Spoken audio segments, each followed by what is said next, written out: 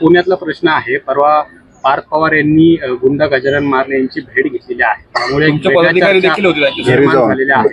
ती अतिशय चुकीची गोष्ट घडलेली आहे।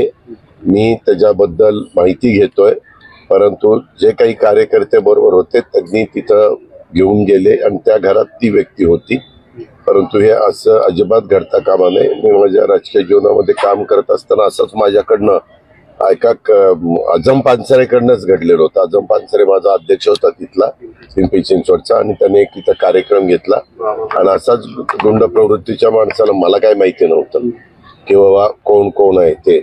मी आपला त्याला पक्षप्रवेश दिला, पण कळायला संध्याकाळी त्याला पक्षातनं आपण लगेचच काढून टाकलं। ही घटना माझ्या बाबतीत घडली होती। तेव्हा नंतर मी माझ्या बरोबर बऱ्याचदा पोलीस असतात, कारण अनेकदा प्रशासनामध्ये मला काम करण्याची संधी मिळाली।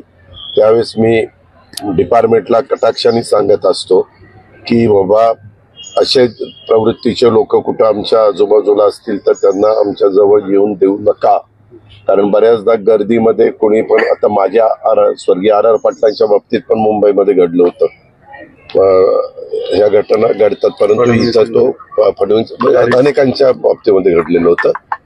पण ते कुठलाही राजकीय व्यक्ती हे आपल्या बाबतीत घडावं या मताचे नसतातच। आणि प्रत्येकाला आता इथं आपण सगळी एवढी आहेत, त्याच्यामध्ये कोण कुठल्या कसल्या प्रवृत्तीचं आहे ते कुणीच खात्री देऊ शकत नाही। त्यातल्या त्यात डिपार्टमेंटला थोडी बहुत तरी माहिती असते की ही हा अशा प्रवृत्तीचा आहे, तो तशा प्रवृत्तीचा आहे। चिरंजीवांना सांगितलं काय, म्हणजे चर्चा नाही, मी रात्री उशिरा आलो आणि सकाळी इकडे झेंडावंदन आलो, भेट झाल्यावर सांगणार।